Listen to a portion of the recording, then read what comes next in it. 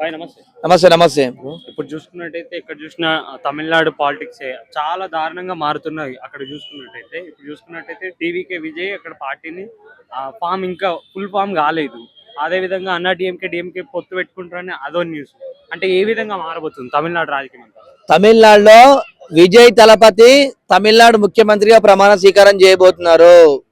Congress, CPI, CPM, VCK పార్టీలు మద్దతు ఇస్తున్నాయి.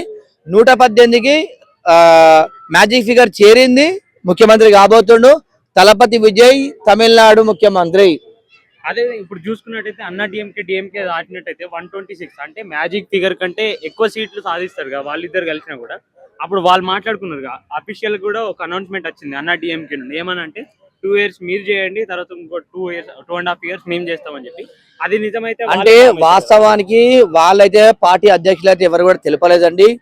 అందరూ సోషల్ మీడియాలో పుకార్లు మాత్రం లేచినాయి తప్ప వాళ్ళన్నారు మేము డిఎంకే, ఏఐడిఎంకే బద్ద శత్రువుల పార్టీలు ఇవి. గత 50 సంవత్సరాల నుంచి నడుస్తున్నటువంటి పార్టీలు. మేము ఎట్లా కలుస్తామని చెప్పేసి అనుకున్నామని చెప్పేసి వాళ్ళు అనుకున్నారు. ఏదైనా కూడా ఒకటి గుర్తుపెట్టుకోవాలా, వాళ్ళు కలవలేరు. ఎందుకంటే వాళ్ళు ఇండియా కూటమిలు ఉన్నారు, అదేవిధంగా వాళ్ళు చూసుకుంటే గిట్ట ఇండియాలో ఉన్నారు. ఏదైనా కూడా వాళ్ళిద్దరు కూటమిలు ఉన్నారు, రెండు కూటమిలు ఉన్నారు. కాబట్టి వీళ్ళు న్యాయబద్ధంగానైతే ప్రజలు, తమిళనాడు ప్రజలు ఏఐడిఎంకే వద్దు, తర్వాత డిఎంకే వద్దని చెప్పేసి ప్రజలందరూ కూడా వద్దనుకునే విజయ్ కోటేశ్వరి. కాబట్టి విజయ్కి అన్ని పార్టీలు, చిన్న పార్టీలను సపోర్ట్ చేస్తేనే బాగుంటది. కానీ అయినా కూడా ప్రజాస్వామ్యాన్ని గౌరవించి వాళ్ళు సపోర్ట్ చేస్తారు కాబట్టి చాలా మంచి విషయము. విజయ్ దళపతి గారు ముఖ్యమంత్రి కాబోతుండు, విజయ్ మామ ముఖ్యమంత్రి కాబోతుండు. అంటే ఈ రోజు ఈవినింగ్ కూడా గవర్నమెంట్ అపాయింట్మెంట్ తీసుకున్నాడు గవర్నర్ ది టీవీకే విజయ్. ఎందుకు ఇప్పుడు సిబిఎన్, ఇప్పుడు మీరు చెప్పినట్టు సిపిఎం పార్టీలు, బీసీకే ఈ పార్టీలన్నీ మద్దతు ఇచ్చినాయనే అందు గురించేనా వాళ్ళు కలవడానికి వెళ్ళిండు? గవర్నర్ కలవడానికి వెళ్ళిండు. ఎందుకంటే మాకు 118 బలం వచ్చింది. అప్పుడు అంటే మొన్న చూసుకుంటే 112 మందితోనే ఇవ్వడానికి వెళ్తే గవర్నర్ భారత రాజ్యాంగానికి విరుద్ధం కాబట్టి నేను యాక్సెప్ట్ చేస్తానండి, ఇండియన్ కాన్స్టిట్యూషన్ లా ప్రకారం నేను పాటిస్తా కాబట్టి మ్యాజిక్ ఫిగర్ అనేది కంపల్సరీ కాలేదు, రాజ్యాంగ బద్దమైనది అని చెప్పేసి చేయలేదు. కానీ ఇప్పుడు 118 మంది సంతకాలు తీసుకొని ఇలా గవర్నర్ కలవడానికి వెళ్తున్నాడు. అన్ని వామపక్ష పార్టీలన్నీ కూడా సపోర్ట్ చేస్తున్నాయి. విజయ్ దళపతి ముఖ్యమంత్రి అవుతున్నాడు.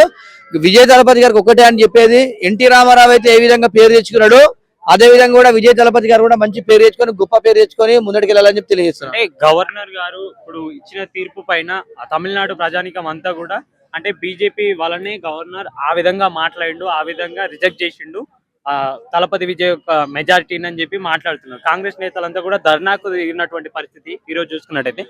అంటే ఒక్కటి గుర్తుపెట్టుకోండి, ఏదైనా కూడా బీజేపీ వాళ్ళు చెప్పారు, ప్రధానమంత్రి చెప్పిండు, అమిత్ షా చెప్పిండు అనేది ఉండదండి.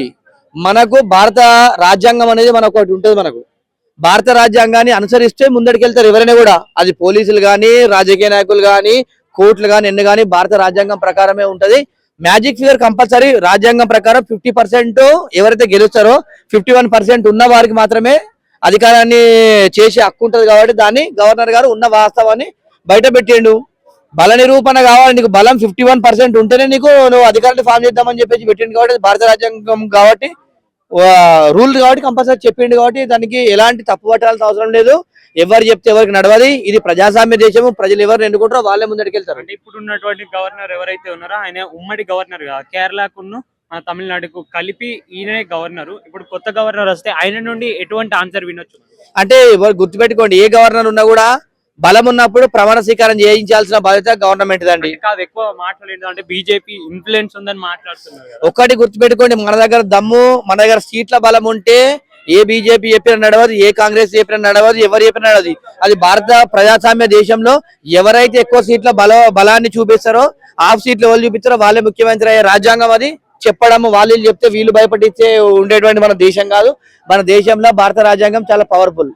మోస్ట్లీ ఎప్పుడు ఉండొచ్చు విజయ్ గారి ప్రమాణ స్వీకారం? రేపే ఉంటదండి, మాక్సిమం రేపు ఉంటుంది. లేదంటే వాళ్ళు మంచి ముహూర్తం చేసుకోవాలి. కాబట్టి ఇలా విజయ్ గారు కలవడానికి వెళ్తుండే గవర్నర్ గారిని. మరి రేపా ఇల్లుండి అనేది వాళ్ళ అంటే మనము ఒకరి సెంటిమెంట్ ఒకటండి, ముహూర్తం చూసుకొని కూడా డేట్ ఫిక్స్ చేసుకుంటారు. తలపతి విజయ్ గారికి ఫైనల్ గా ఒక మాటలో చెప్పాలంటే ఏం చెప్తారు? తలపతి విజయ్ గారు, ఎన్టీ రామారావు అయితే గతంలో తెలుగు రాష్ట్రాలలో ఇంత మంచి పేరు తెచ్చుకొని పేద ప్రజలకు న్యాయం చేసిండు. అదే విధంగా మీరు కూడా తమిళనాడు పేద ప్రజలందరినీ కూడా న్యాయం చేస్తూ ముందర తీసుకెళ్లాలని చెప్పేసి తెలియజేస్తున్నారు. Thank you.